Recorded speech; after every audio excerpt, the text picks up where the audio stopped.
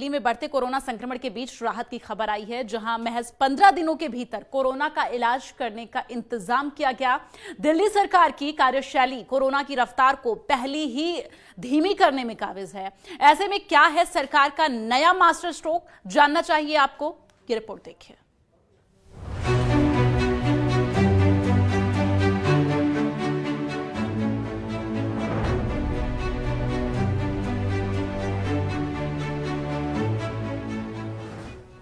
Corona काल की शुरुआत से ही दिल्ली सरकार लगातार बड़े फैसले लेती नजर आ रही है।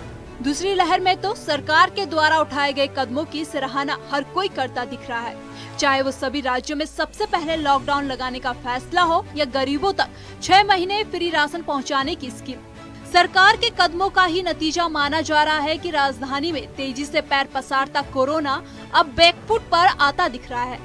और इसी बीच दिल्ली वासियों को मुख्यमंत्री केजरीवाल ने एक ऐसी सौगात दी है जिसके बाद महामारी से लड़ने को आगे की दिशा मिलती नजर आ रही है। दरअसल करीब 15 दिन पहले संपूर्ण लॉकडाउन की घोषणा होने के बाद मुख्यमंत्री केजरीवाल और उप मुख्यमंत्री मनीष सिसोदिया ने रामलीला मैदान का दौरा किया। वैसे तो ये मैदान जन आंदोलन के लिए जाना जाता है, लेकिन कोरोना से इस युद्ध के विरुद्ध रामलीला मैदान की भूमिका भी लाजवाब साबित हो सकती है।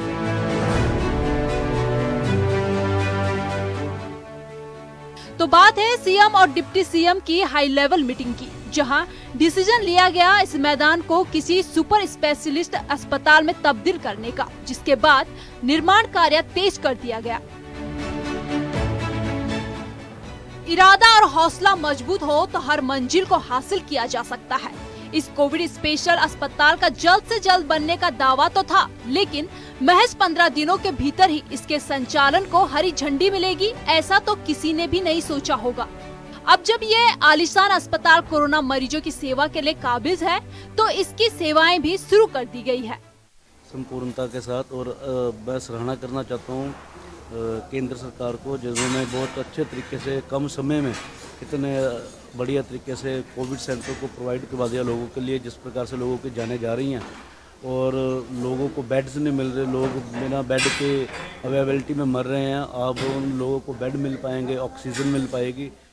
ऑक्सीजन कॉन्सेंट्रेटर, ग्रीन टाइल और नीले शानदार बिस्तर इस बात की गवाही देने के लिए काफी है कि यहाँ की तैयारी किसी फीके पकवान की तरह नहीं, बल्कि चाशनी में लिप्त जलेबी की तर्ज पर की गई है। लोगों का भी कहना है कि इस अस्पताल का संचालन कोरोना से लड़ाई को एक नई और सही दिशा देगा। रामलीला ग्राउंड में 500 कोविड बेडों का जो अस्पताल है, उसकी तैयारियां शुरू हो चुकी हैं। बड़ी तेज़ी से तैयारियां पूरी होती दिखाई दे रही हैं। यहाँ पे जो कोविड के पेशेंट हैं उनके लिए बेड आ गए हैं। आप देख सकते हैं कि किस तरीके से उनको यहाँ पे बेड जो उनको मुहैया कराए जाएंगे, वो बेड आप देख सकते हैं कि यहाँ आ चुके हैं। इन बेड्स के ऊपर जो हैं ज़्यादा सीरियस जो मरीज़ होंगे उनका उपचार हो सकेगा। पूरी तरीके से पोर्टेबल बेड है, इनको कहीं भी ले जाया जा सकता है। साथ में यहाँ पे आप देख सकते हैं एक बॉक्स लगाया हुआ है। इस बॉक्स के ऊपर आपको यहाँ पे ऑक्सीजन भी लिखा हुआ दिखाई दे जाएगा कि ये जो है ऑक्सीजन, यहाँ से ऑक्सीजन इन कनेक्ट की जाएगी। अगर किसी को ऑक्सीजन की ज़रूरत है तो यहाँ से ऑक्सीजन कनेक्ट होगी। ऐसा बॉक्स आप हर एक बेड के ऊपर देख सकते हैं। हर बेड के ऊपर ऐसा बॉक्स लगा हुआ है। अगर ऑक्सीजन की ज़रूरत पड़ती है तो ऑक्सीजन भी यहाँ पे मुहैया कराया जाएगा। और ये बेड जो हैं आप देख सकते हैं कि किस तरीके से यहाँ पे बेड लगाए गए हैं। लगातार आखिरी तक आपको बेड दिखाई देंगे। साथ में इनके ऊपर निगरानी रखने के लिए और यहाँ किस तरीके की व्यवस्था है उसको देखने के लिए सीसीटीवी कैमरे भी लगाए गए हैं। सीसीटीवी कैमरे से सबके ऊपर निगरानी भी की जाएगी। साथ में अगर जो यहाँ पे जो नर्स काम करेंगी या जो डॉक्टर यहाँ काम करेंगे, उनके बैठने के लिए भी सामने बॉक्स बनाया गया है, जहाँ पे वो बैठकर इन मरीजों का ध्यान रख सकते हैं और ज़रूरत पड़ने पे उनकी सहायता कर सकते हैं। दिल्ली सरकार की मेहनत और जनता का विश्वास ही एक प्रमुख वजह रही, जिसके कारण इस मैदान को अस्पताल में तब्दील करने का सपना पूरा हुआ। ये केजरीवाल कैबिनेट का मास्टर स्ट्रोक ही है, जो जनता को इस संकट के दौर में राहत की सांस देने का काम कर रहा है। दिल्ली से गजेंद्र सिंह के साथ नेटवर्क 10 ब्यूरो।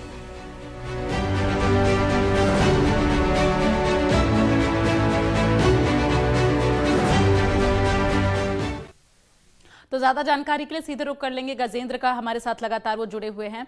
गजेंद्र, जिस तरह से लगातार तस्वीरें हम देख पा रहे हैं और लगातार दर्शकों तक पहुंचा भी रहे उन तस्वीरों को, किस तरह से कोविड अस्पताल 500 बेड वाला बनाया गया है रामलीला मैदान में। और अब एक तरफ जहां कोरोना संक्रमित मरीजों को राहत मिलेगी, वहीं दूसरी तरफ ये सबके लिए राहत भरी खबर है, क्योंकि दिल्ली में जिस तरह की स्थिति बनी हुई थी पिछले कुछ दिनों से, ऐसे में उन स्थिति पर काबू पाने के लिए दिल्ली सरकार की जो एक पहल है वो यहां पर सक्सेसफुल होती हुई दिखाई दे रही है।